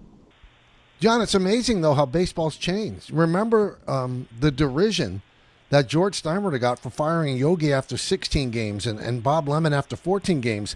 I think the world and the sports world is completely different now, where they demand results immediately, and because of social media, fans could make their feelings known. I mean, for the Red Sox and the Phillies to pull the trigger on established managers that quickly, it does open the gate for other guys to get fired quickly, too. Yeah, the Red Sox is a shocker, but that feels like almost like a personality conflict maybe between him and Breslow, Breslow, the GM. The Philly thing, kind of surprised they went that way because obviously they wanted Cora. Dombrowski, he met with Cora. So I think once you go down that road, it felt like maybe he almost had to make the change because, as you know, I know you're close to Mattingly. Everybody loves him, but he's kind of similar in personality to Rob Thompson. And usually when you make these kind of changes, you want to bring in a different personality, see if you can get a spark. But it was Thompson that created the spark when he replaced Girardi, 4 years ago, whatever. So it is. You're right, though. I mean, I think a lot of this does have to do with the nature of the world these days with social media. Cohen hears about it. He's on Twitter. He sees it. He sees everything, I'm sure. So I think that's part of it. And it's hard. It's harder to be patient when you're running a team and you see all that the fans, the noise they make now. And they want change. So it happens. It's funny you mentioned, we were in Boston and the Yankees ended up sweeping the Red Sox, which I think led to him losing his job. But, you hear behind the scenes, those two clashed. I mean, Alex Cora believes in analytics, but he wants to run the team his own way. That's why everybody, writing columns about, Alex Cora should be the guy for. There's no way David Stearns would hire Alex Cora. There's no way. I just don't see the fit there. Yeah, that's probably true. Stearns wants to do it his way. We saw it with Buck. My biggest problem with that is he didn't have the courtesy to tell Buck himself when he came in. Me too. And made the change there. But you're right. He wants to do it his way, and I think Mendoza did have some freedom there to make moves. We saw it maybe earlier in his tenure, where he would manage with his eyes and make moves. He would sometimes go to the mound, Joe Torre style, and look the guy in the eye and say, "Hey, can you get one more guy for me before I make this change?" So he gave pitchers a chance to do that, and it worked out for him. So I think he did have some of that, going. I think Stearns gives him a little bit of rope there, but it's all about analytics with Stearns. The changes he made with this roster were based on analytics. Hey, I thought I didn't think Alonso should stay at first base. We saw how much the throwing caused problems last year, but he was willing to be a DH. So why couldn't you bring him back and be at least a part-time DH? I think he hasn't got off to a great start with the Orioles, but they needed that power in that lineup. And even the Nimmo thing, I didn't understand. That felt to me like a small market trade because he was getting out from under the last 2 years of that contract. But in the meantime, you're giving up still a pretty good offensive player for Semien, who looks like he's got nothing left. And he's a good defender, but he's not a difference maker with the gloves. So that stuff is all, based on analytics and his belief in age and all that stuff. So I don't agree with a lot of what he's done. I did give him a benefit of the doubt because when he first came in, he made some of the moves that worked out. But not this year for sure. And the Nimmo trade to me, I just watched him 3 games in Texas. He can still play a little bit, but you're trying to get out from under the final tier of his contract because you just don't want to assume the bad years. But here's my deal, John. Money shouldn't be an issue with Steve Cohen. What does it matter if the last 2 years? Can he help you win right now? Would Brendan Nimmo on this team make this team better than having Marcus Semien on this team? I think he might. He's a pretty good offensive player. Yeah, that was my point. I tweeted about it, and SNY put it out there and got a lot of response the other day. That's what I mean. It's a small market move to get out from under the contract. But as you said, when you've got Cohen as your owner and you're trying to win right now, why are you making a move that you really only is going to benefit you at the earliest in years 4 and 5 left on that contract? So that's the issue with fans have with Stearns. They call him a small market owner still, or small market president of baseball operations. He still feels like he's in Milwaukee, and I pushed back on that initially because I thought the guy, I'm sure he is. I thought he was smarter than that. I thought he would take Cohen's money and be able to make the kind of moves you expect to win with. But maybe he does just have that mentality where he's always thinking about value, and value drives his decision making more than anything.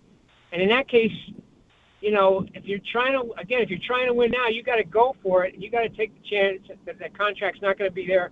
It's not going to work out in the end. But if you win a championship this year or next year or whatever, it's well worth it. The Yankees have lived by that rule forever. And the thing that I don't understand about him, he's so concerned about length of contract. So that tells me right away he had nothing to do with signing Soto to a 15-year deal. They never looked into Max Fried. And I remember something that Andrew Friedman always says, if you're going to be rational in free agency, you're going to finish third for the player all the time. Do you think the Yankees wanted to give Max Fried 8 years? But they knew that was the only way to get him. And this is a really outstanding pitcher. You don't think the Mets could have used Max Fried? So if you're going to be that careful about long-term contracts, you're never going to get the great players because the great players are going to get long-term contracts. Yeah, that's been it forever now. You got to bite the bullet and live with the back end of these deals. For big market, for Yankees, Mets, big market teams, as you say, you're trying to win now. And that was the year the winter they got Soto. So I'm sure they probably never even talked about Fried, but he's worked out. He's worked out well for the Yankees, and he's the kind of guy you want at the top of the rotation. And the Mets, they went after Peralta in a trade rather than anybody in the free agent market this year. And Peralta has been good, but not. People called him an ace. You can't be an ace if you're not going at least 6 innings in games. Right. And he averaged 5 1/3 last year. You can't get through the 6th inning this year, so that's definitely an issue for them. And that's where you're right. That's where Stearns. It's all about short-term contracts, but there were deals out there with short-term guys, that they could have made deals with. I know, one guy in particular, Murakami, he's leading the majors in home runs or whatever, and that he's ended up signing. I know nobody else wanted him either because they didn't trust that he would be able to translate to Major League fastballs. But that's the kind of short-term deal that would have paid dividends for them. One of my big problems with Stearns is that he thought anybody could move over and play first base, and that's really been a problem for them. So it can't all just be by the numbers sometimes. And, Met fans dream about getting Tarek Skubal. You're not getting Tarek Skubal on a 4-year deal, so is it going to have to be Cohen who steps in again and goes, well, let's give this guy 10 years, $500 million? Yeah, that's a good point. I was going to mention before, the only other guy they went after long-term was Yamamoto because he was 25. So age factors into it big time. But obviously, Skubal's going to be, 30, I guess, or so when he turns free agent. So that's going to be a real test case because you feel like that's the guy that the Mets would want and would go after and spend big money on. But you're right. That's a Cohen call more so than a Stearns call. I don't know where they go if the way this season's going to turn this thing around and to try and change everything for next year, because they're going to have so many moves they have to make. And part of it too is, I can't put it all on Stearns, because some of it is, and although he's the ultimate evaluator here and taking whatever his people are telling him, they trusted their young guys that eventually they would develop, and none of these guys have worked out so far. Beatty, Vientos, Alvarez, Mauricio. They've all been guys that could look like they could be role players, but you can't count on them to be everyday players. And that's been a big part of the problem here, too. John, with John Harper of SNY here on the Michael K. Show. So Brandon Tierney asked me this question on his podcast today, and I want to ask you, because I didn't have an answer. Who do you think is better, Schlittler or McClain? Oh, man. That's a great question. Right now, I'd have to say I love McClain. And I was down in spring training, got to write about him a little bit. This guy's the ultimate competitor. But I would have to say Schlittler, just because of the way he attacks with that fastball, and he's proven he can go deep into games. That's the one thing McClain has had a little bit of an issue with. He's got to the fifth and sixth innings, and he's had some problems getting through that third time in the lineup. I think some of it is just figuring out how to attack lineups with his stuff, because he does get hurt at times, I think, trying to throw every pitch in his arsenal. But I would have to say Schlittler, just because, man, he goes after guys and he can just bully them with that fastball, and he's doing it late in the games. That's the only difference I see so far between him and McClain. Yeah, that was my answer, too, because I love McClain, but, Schlittler just has this way about him, and I haven't seen enough of McClain to see if he has it, but Schlittler, looks like an ace, and all he has to be on the Yankees is the fourth starter or the third starter at the most. Before I let you go, I believe that Steve Cohen's dream when he hired Stearns was that he was going to get Andrew Friedman 2.0, small market GM who's going to be blessed with money to spend so he can combine both of them. Stearns hasn't done that yet. Do you believe that Cohen could lose patience with Stearns, although he has so much invested in him? I think that's the biggest question of all, Mike. He waited a long time for Stearns, and he made some bad decisions on GMs before that. And I would think he'd give him as much hope as he can. But listen, Cohen, we know in his real job, he's a guy that I'm sure he's a ruthless businessman. Yep. And probably makes decisions on firing guys left and right. So we haven't seen that side of him. He has been pretty patient, but he's, as you said before, with the ballpark being empty, embarrassment is one thing he probably won't tolerate. And if this becomes embarrassing for a full season, then maybe he has to make that change. I don't know where he would go, but to me, that's a bigger deal than changing the manager, because if you make that change at the top with Stearns, now you're bringing in the guy who's got to do it all over again in terms of rebuilding this roster. So I can't believe he would do it until the year is up.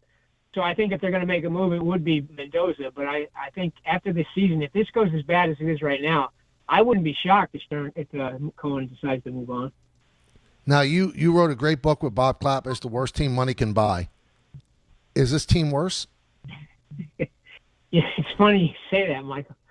I get mentions in my Twitter every day that when are you guys writing the sequel? It's funny thing is, it's been more than just this year. The Mets have had the last 4 years have been bad years, and even when they went to the NLCS at the end of May, they were under 500. So for 4 years straight, I've gotten questions like that. Are you guys writing a sequel? And it wasn't this bad. It wasn't this bad in '92. The difference was, the similarities were there.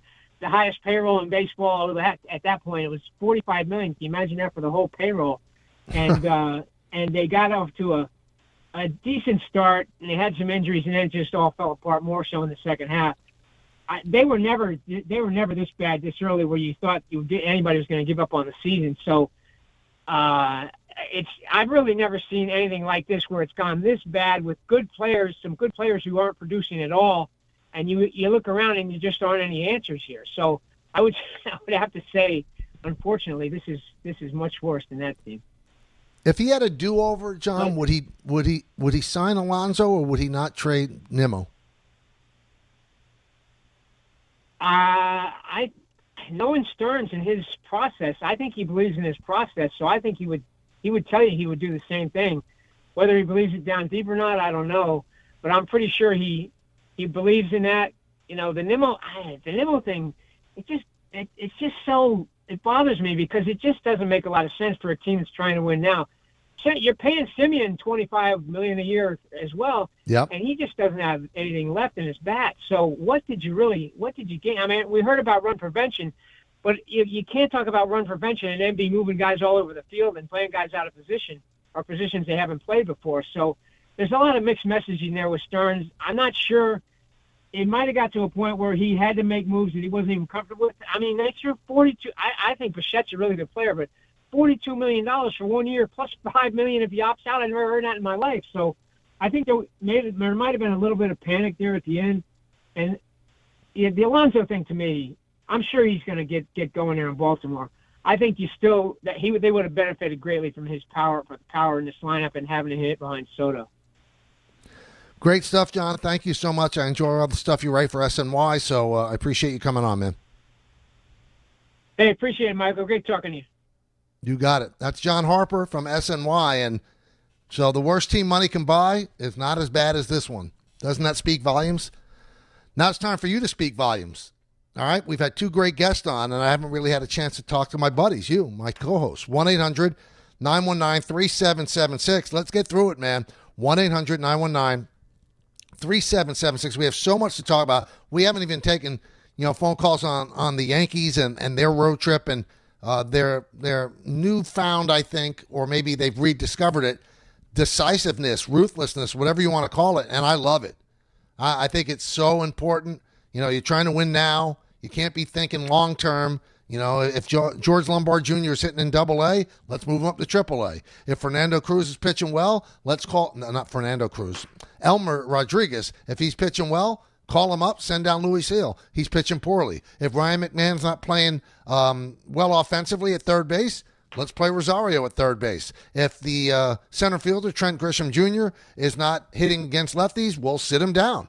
If we want to call up Dominguez and we have to release Randall Grichuk, we'll do that. They've made a lot of those kind of moves, and I think it's important. I think it shows you their mindset. It shows you exactly what they feel, that they think that this could be a year where something special could happen, and they're not being patient. And I hate to bring this up. Nobody knows that there's going to be a 2027 season. So let's not wait.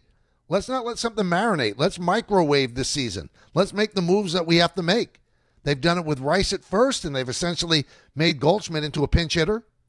They did it with McMahon, who's starting to hit a little bit better, and they put Rosario at third base against some righties as well. It's going to be interesting to see what they do with Volpe. Do they call Volpe up and take Caballero out of the lineup and out of shortstop, where he's done so well? These are all questions that will dictate where the Yankees go moving forward. And the most interesting thing, and I mentioned this at the start of the show, was Aaron Boone, when asked about the Volpe situation, didn't put lipstick on a pig. He just said, we'll see. That's not a typical Aaron Boone answer. We'll see. Well, is he going to get called up? We'll see. Well, when he gets called up, he's going to go right and be the starting shortstop? We'll see. Now, I will tell you this. If you call him up, he has to play. He's not a bench player. He's just not a bench player. So if you call him up, you have to make the decision, I'm playing him. Now, the thing that they can also be thinking, talk about ruthlessness, if they keep him in the minors after his rehab is over, if they keep him in the minors for 20 more days, and they can do that because obviously he still has an option left, then they control him for another year before he can become a free agent. Is that enough to make them make that decision, or is that decision all about the way Caballero has played? Let's talk about all of this. 1-800-919-3776. Hey, FanDuel is serving up a happy hour every day during the playoffs. We're talking special drops you won't want to miss, from profit boosts to bonus bets and more. And the best part, it's every single day. So whether you're betting the early game or gearing up for prime time, make sure you open the FanDuel app and see what's waiting for you today. Head to FanDuel.com/local to get started. FanDuel, an official partner of the NBA, 21 plus and physically present in New York, opt-in required, rewards are non-withdrawable, restrictions apply, including bonus and token expiration, leg requirements, and max wager amount. For help with a gambling problem, call 1-877-8-HOPE-NY or text HOPE-NY 467-369.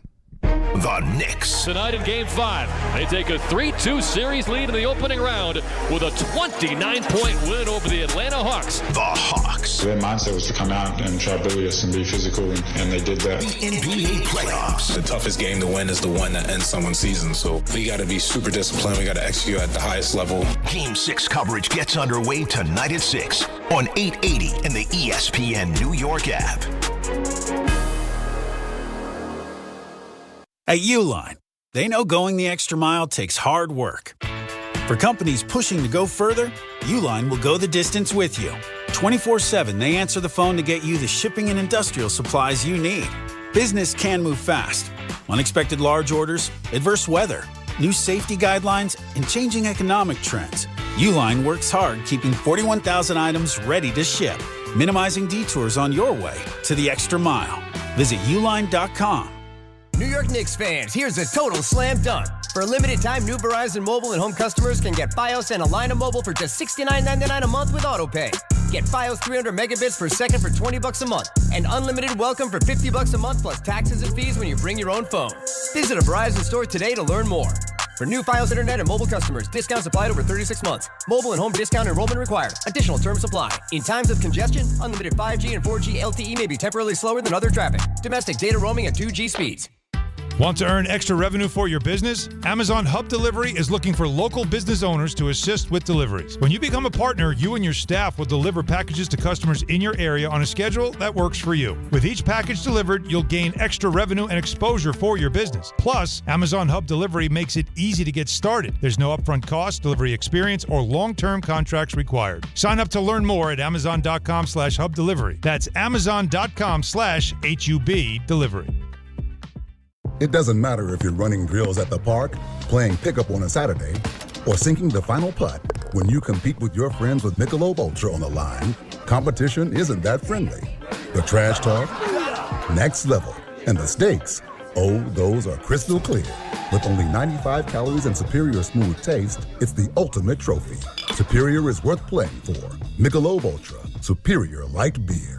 Enjoy responsibly. Copyright 2025, Anheuser-Busch Michelob Ultra Light Beer, St. Louis, Missouri. If you're heading into summer without a medical emergency kit, you're taking a risk most people don't think about until it's too late. Summer colds linger and can turn into sinus infections that last for weeks. Getting sick right now before vacation can derail everything. And when you're traveling, finding a doctor and pharmacy is stressful. That's why I ordered a medical emergency kit. It's like having urgent care and a pharmacy right at home. It includes essential prescriptions like amoxicillin and generic Z-Pak to treat a wide range of common and serious illnesses. So if you wake up sick at home or on the road, you already have what you need. No waiting for your doctor, no hours at urgent care, no pharmacy lines, no copays. Just match your symptoms to the right prescription in your guidebook or call their telemedicine doctor standing by. Start on your meds sooner and feel better faster. Every home needs at least one medical emergency kit. Order yours online in minutes and it's shipped to your door. And save $45 with my promo code 880 at urgentcarekit.com/880.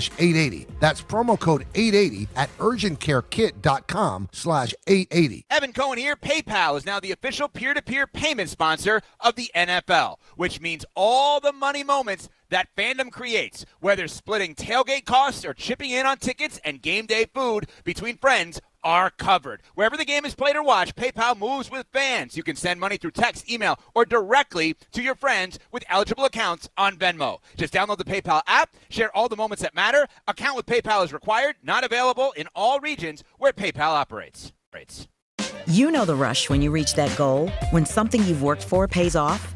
That's success. At University of Maryland Global Campus, we believe you should never stop chasing it. That's why we offer a skills-based education that helps move your career forward. Learn how to apply emerging technologies like AI and data science. Build your leadership and critical thinking skills. Apply now and save with no application fee. Classes start May 13th. Learn more at umgc.edu. Certified to operate in Virginia by SCHAF. Now, interesting note. I've been blown away by how great a pickoff move Max Fried has. And I asked Aaron Boone about it yesterday before the game, which one is better, Fried or Andy Pettitte? And he said Andy Pettitte's was great. He said, I think Fried's might be a little better because of his ability to hang that leg and decide whether or not to go to first or still be able to go home. And it really is an incredible weapon. Incredible weapon. And Brian Hoke of MLB.com talked to Pettit about it, and Pettit said he hangs a lot, meaning the leg. I did not really do that. I did read early in my career, and then I gave up a few home runs that I wasn't very happy about. I was like, I need to pay a little bit more attention to the hitter. But Max is so athletic, it's unbelievable. Some of the plays that I've seen, I feel like he's so much more athletic than me. He really is amazing. To think that, you could get outs like that, free outs. David Cohn, quoted by Brian Hoken, I talked to Cohn about it on the broadcast. He said, they're both great. I think Max just has more looks. Andy had one great look when he needed it. He was a clone. He made everything look the same. His delivery to home and his move to first base was all the same. Max has got a package of moves.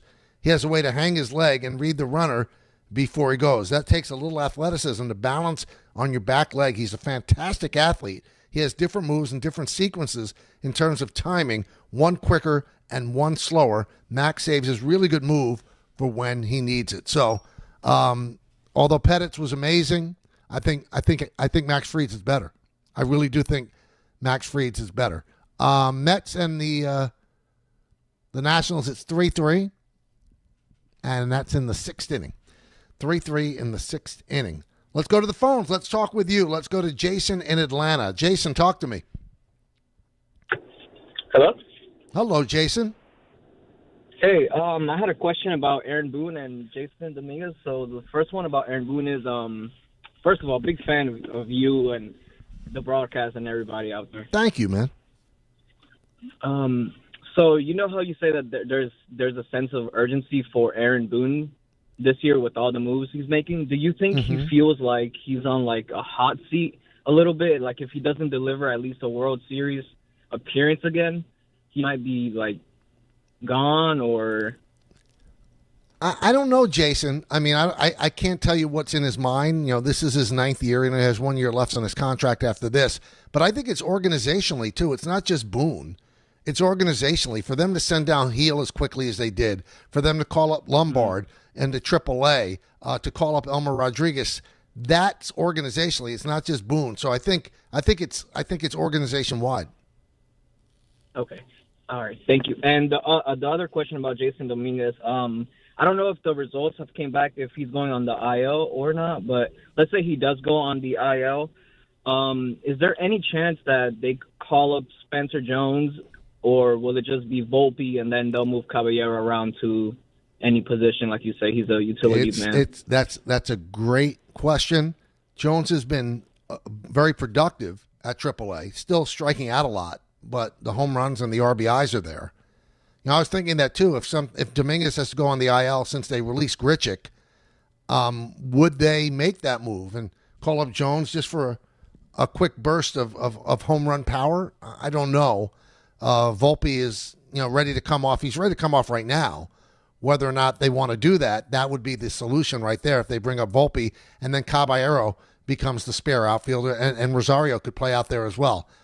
I still think the home runs are seductive when it comes to Jones, but the strikeouts may give you pause. Whether or not the Yankees want to call up that many strikeouts, we shall see. I think it's going to be a fascinating move, which would, again, play into that whole, urgency. Let's go to Joe in the car. Joe. Hello, Joe. Hey, how you doing, Michael? Hey, good. How are you? I've been listening to you. Very good. I've been listening to you since 2011. I've always listened to the podcast, and you guys, you're just great. Thanks, man. Me over these years,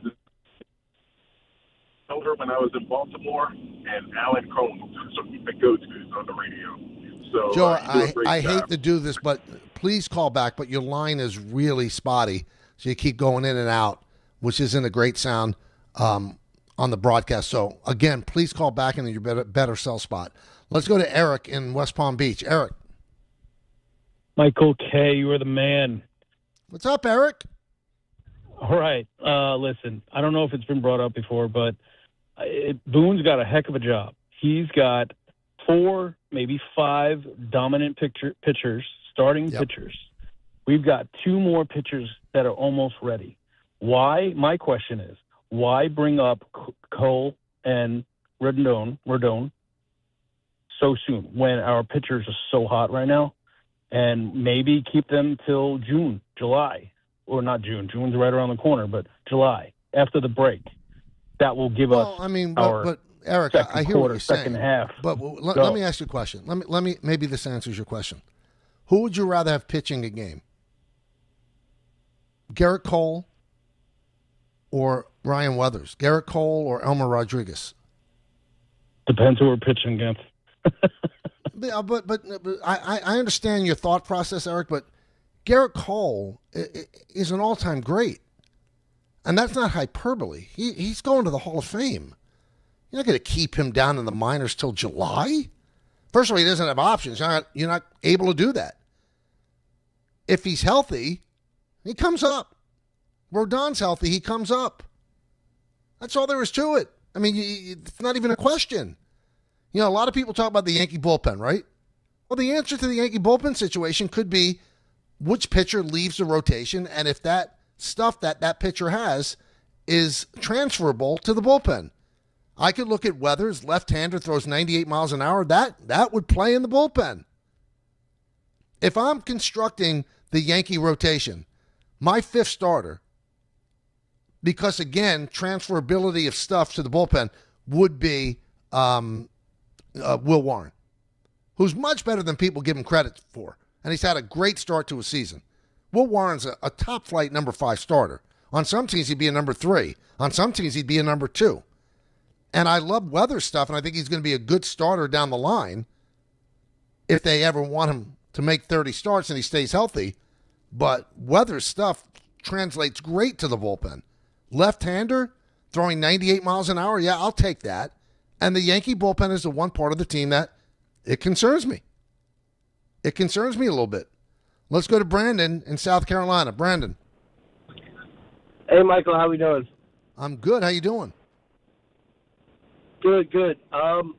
So, first off, like you were alluding to with the urgency, I love to see that this year. You know, it feels like in years past, a guy like Grichuk probably gets 3 months worth of at-bats before they cut ties there. So I like that they're just going with what works and trying new things there. And then you just got to a couple of my points, actually, about the bullpen. I think, obviously, I don't think management even thinks how the bullpen looks now is going to be anything close to their bullpen, playoff bullpen. I think a big thing, like you said, is they're hoping that the health of their starters allows, I think, like you nailed it with Weathers, I think he plays in the bullpen big time. Warren as the 5th starter. I think a guy like Elmer, they're hoping could be a piece in the bullpen. And then a point I want to make and see what you thought. I can see and I'm hopeful that a guy like LaGrange can be kind of like a Phil Hughes coming up out of the pen as his introduction, just being that big weapon for us in the playoff run. Well, I think that's probably their first move, Brandon. They don't want to break down the buildup of LaGrange as a starter yet. But as you get closer to the trade deadline, I think his 103 plays very well in the bullpen if he can command it. Now, if you look at Rodriguez, I'm not sure they look at him and say, okay, that's a bullpen arm. I think they look at LaGrange and say, that's a bullpen arm. Because 103 is faster than most people. I mean, there are very few people that throw 103. Mason Miller's one of them. If he could command it, I mean, what a weapon the Yankees would have down there. And another thing that you have to consider, too, with this abundance of pitching that they have in the big leagues and the minors, one of these young guys could be the guy that you trade to get an established bullpen arm. Maybe a closer where you turn Bednar into a setup guy, or maybe a big-time setup guy where you take some heat off of everybody else. But they've got tradable pieces now. Starters. Everybody needs starters. Yankees have starters, an abundance of starters. Their pitching lab has really kicked in. Because remember, you look at Schlittler. Schlittler, when he was drafted, was throwing 89 to 90. Now, nice and easy, fluid. He's throwing 98 to 99. That's from the analytics that they looked at with him. That's from the pitching lab that they worked with him during the offseason and in the minors. They've developed Cam Schlittler from a 7th or 8th round pick into this, who might be an ace on a lot of teams. And with the Yankees, at best, he's the number 3 starter behind Cole and Fried. 1-800-919-3776. Let's go to Phil in North Carolina. Phil. Hey, Mike, long time. I mean, we've known each other for a long time. You've probably heard from me maybe once or twice a year. And I know the last time we talked, I was talking about the Yankees should trade for Alcantara early in the season. What kind of changed your – because in my opinion, it kind of changed your attitude, like now it's a must thing. And listen, like I said, you know the Yankees better than me, and we're about the same age. But we've been talking about that left and right. Like, I mean, we could go through the guys they've had, they could have traded, they could have gotten, but they got to make this thing work this year. There's no excuses no more. I mean, they've done a great job developing Schlittler, which might be the first dynamic pitcher they've developed since maybe Jabba. But I'm just curious because I heard you before I got on talk about all these moves they made, and I know you weren't always on board with that. You were kind of like more of the status quo, and I get it. They're the Yankees, but just explain to me how your attitude has changed somewhat. Well, it's a good question. My attitude has not totally changed because I still think in baseball there has to be a lot of patience. And I, frankly, would not have released Grichuk.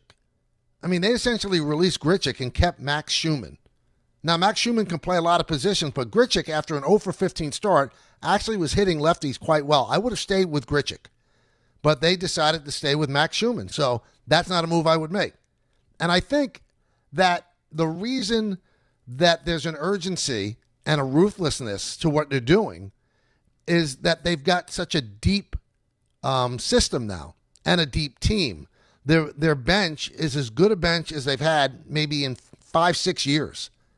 And that's why the Yankees felt that they were going to win a World Series last year and why they were so disappointed when they got knocked out by the Blue Jays because, the acquisition of Rosario and Caballero gave them moves off the bench that they've never had before for a long time. So I am still the patient type just because of the length of the season. But I have noticed that there is an urgency now that I haven't seen in the past. Now, there's parts of it I like, and I like the fact, you know what? If Louis Seal's not going to figure it out, he's not figuring it out at the big league level, and we have options. We can call up Elmer Rodriguez, and we know we're going to get Cole back and Rodon back. I think that they're operating this way because they have the confidence in that next guy up is good, might be even better than the guy we just sent down or that we sat down on the bench. I like it. I don't love all of it, and I'm going to see exactly the move they make with Volpe because that's going to be interesting to dissect. Are they going to call him up and put him at shortstop after Caballero's played so well? Or are they going to keep him down? So we'll see the operating procedure that the Yankees are dealing with right now because so far it's been a little bit different than it's been in the past. The Louis Hill move, to me, fascinating. The way they did it, so cut and dried. You're going down to the minors. Calling up Elmer Rodriguez. Cut and dried. Again, we've seen this before. They let their prospects marinate quite a bit. They didn't do that with Elmer Rodriguez. They called him right up. Moving George Lombard Jr. to AAA after he dominated AA for just a month because he didn't hit last year in AA. Shows you that he's closer to being called up. All good things. And talent allows you to do that. Depth allows you to do that. Belief in your system and the developmental aspect of your system allows you to do that. And the Yankees are doing it. Let's finish it up with you. 1-800-919-3776. 1-800-919-3776. The Mets 3-3 in the bottom of the 6th inning. Peralta's been taken out. I talked about that with John Harper, too. They acquired Peralta thinking, okay, this guy's our ace. Your ace can't come out of the game after 5 innings all the time. That's not what an ace is. Could be a good pitcher, but Max Fried, he'll give you 7. Sometimes he'll give you 8. Schlittler will give you 7. He's already given you 8. You can't have an ace that only gives you 5, especially with a suspect bullpen. And that's part of the problem with the Mets. You cannot tell me Peralta's an ace if he can't pitch you into the 7th inning. You just can't. I think you're fooling yourself. That's not what an ace does. An ace gives you innings. An ace chews up innings. That's the definition of an ace. Mets just get a big hit. They drive in their 4th run. And let's see who got that. Was that Benj? It was Carson Benj. It's got a double, a drive, and a run from second. So the Mets are up 4-3 in the bottom of the 6th inning. All right. We're ready for you, 1-800-919-3776. I want to finish with your calls, and that will lead you to Don, Hahn, and Rosenberg. They're coming up in just a moment, and they're going to highlight what's going on with Game 6 with the Knicks coming up tonight, where the Knicks could finish off the Hawks and sit back and wait for the Sixers and the Celtics series to end. It's the K-Show rolling until 3 right here on ESPN New York. Thursday with Don, Hahn, and Rosenberg. Can the Knicks close out the Hawks in Game 6 down in Atlanta? Confidence is built in the work. So I think for us, we just understand what the situation is. The toughest game to win is the one that ends someone's season. So we got to be super disciplined. We got to execute at the highest level that we have in this series, and we got to be ready for a really tough game. Don, Hahn, and Rosenberg today at 3 on ESPN New York and streaming live on YouTube. Knicks fans, it's time to hit the court with BetMGM, an official sports betting partner of the New York Knicks. Download the BetMGM app today and add a boost of excitement to every New York game day with same-day parlays, live betting options, player props, boosted odds specials, and the best daily promotions in the business. With the BetMGM app at your fingertips, you can experience the excitement of betting on your favorite players and get in on all the blue and orange action as your New York Knicks drive the lane. Find out why basketball fans love BetMGM, an official sports betting partner of the New York Knicks. BetMGM. Make it legendary. BetMGM and GameSense remind you to play responsibly. See BetMGM.com for terms. 21 years of age or older to wager and physically present in New York and New Jersey only.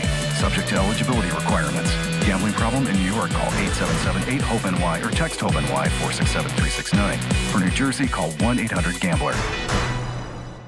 Life is motion, but for Jaime, debilitating pain in both hips brought everything, including family time, to a halt.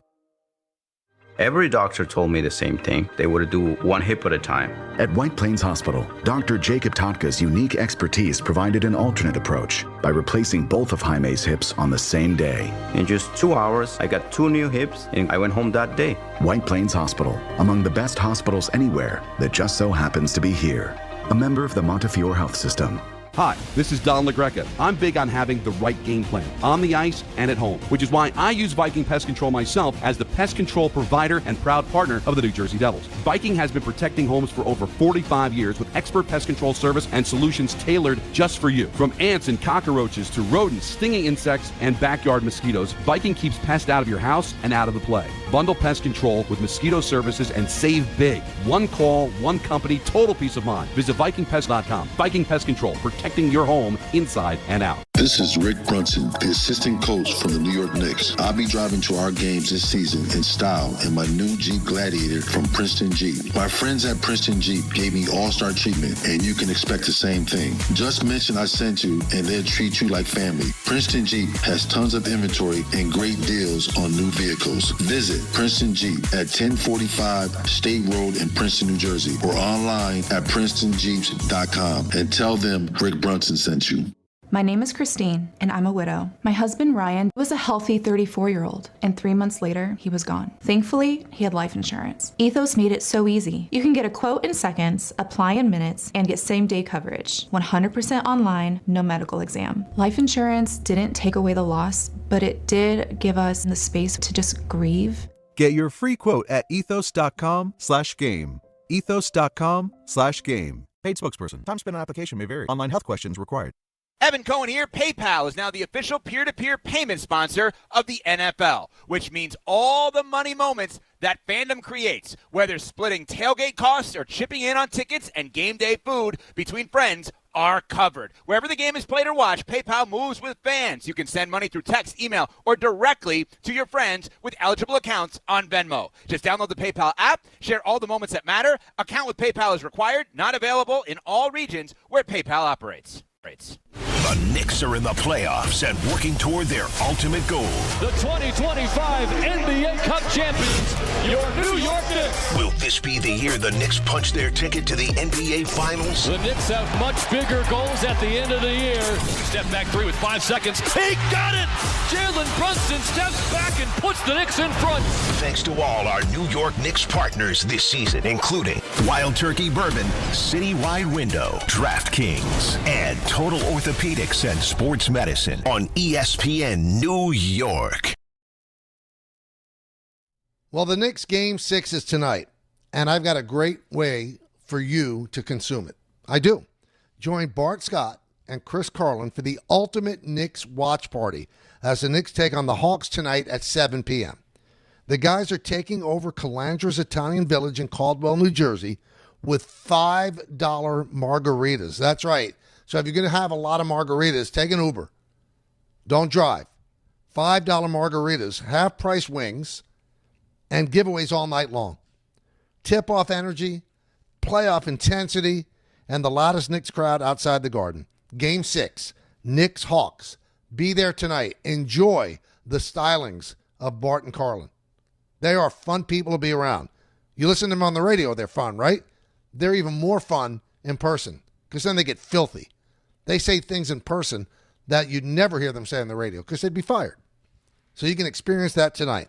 And it's all brought to you by Calandra's Italian Village in Caldwell, New Jersey. Before I get to the phone calls about the Knicks, sometimes they get complacent and they don't play with an urgency. I would hope that tonight they play with an urgency to get this over with. You don't want a Game 7. Anything could happen in a Game 7. Anything can happen in a Game 7. So play today or tonight the way you played in the last 2 games. You played Game 4 like your season was on the line because it was. You were down 2-1. Then you played Game 5 because you knew how pivotal it was. You played like your hair was on fire. That's what you need to do tonight. You don't have any breathing room. You can't sit back and not play your best game and then say, well, we got a Game 7 if we lose. No. Game 7, anything could happen. Somebody could get injured. You can lose. Get it done tonight in Atlanta. That's the only way to do it. Only way to do it. Let's go to William in Miami. William. Good afternoon, Mike. Hi, William. I'm going to throw you a curveball. So, okay. Are the Yankees still the evil empire, knowing that kind of the Dodgers have taken that role? And if the answer is no, should they play a different scene when they have 2 outs and 2 strikes at home? Well, that I don't know. I mean, I have no idea. Are they still the evil empire? I mean, a lot of teams will look at them that way. I don't think that the Dodgers look at them that way. The Red Sox probably still look at them that way because they still, despite people saying, oh, they're cheap, they still went out and they signed Max Fried to a big contract. They signed Garrett Cole to a big contract. They signed Aaron Judge to a big contract. So are they the evilest empire? Well, that's probably the Dodgers now because the Dodgers spend money that no one else could spend.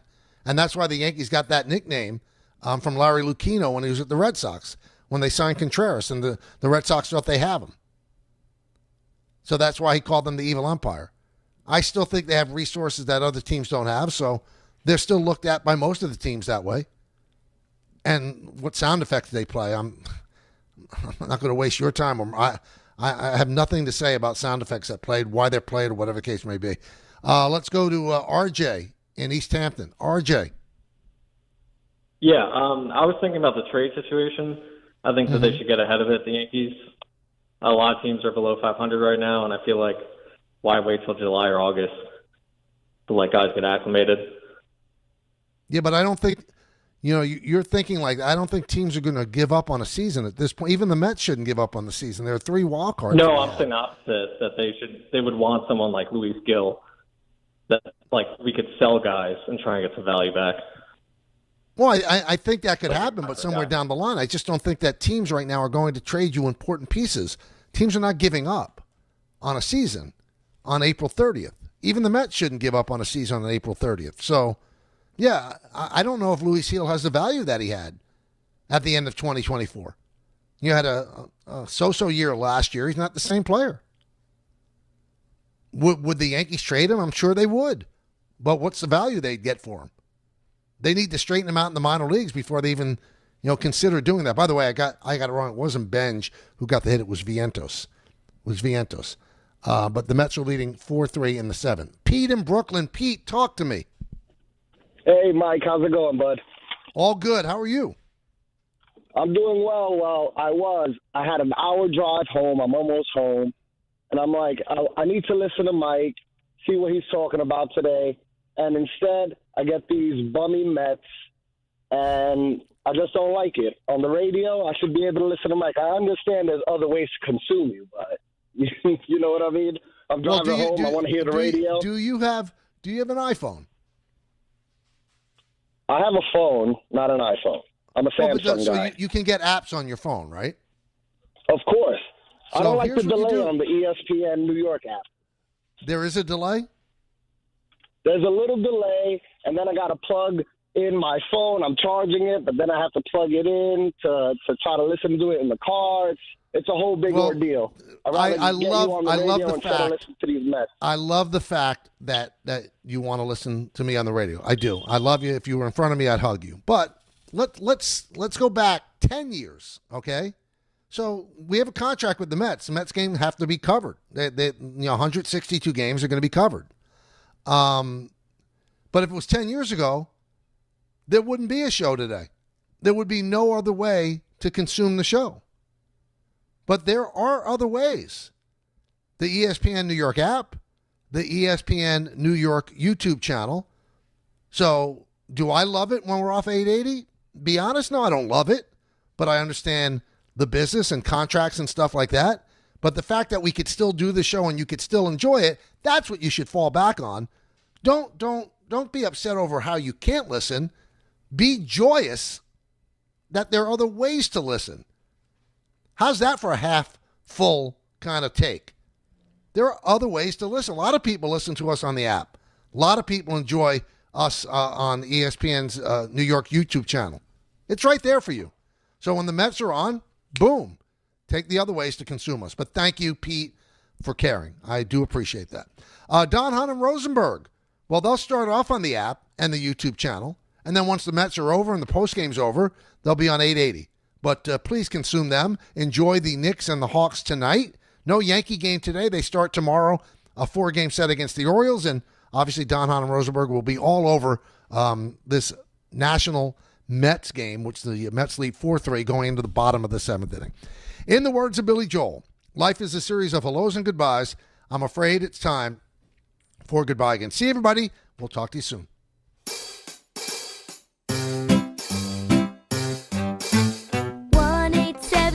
Cars for Kids. KARS Cars for Kids. 1-877 Cars for Kids. Donate your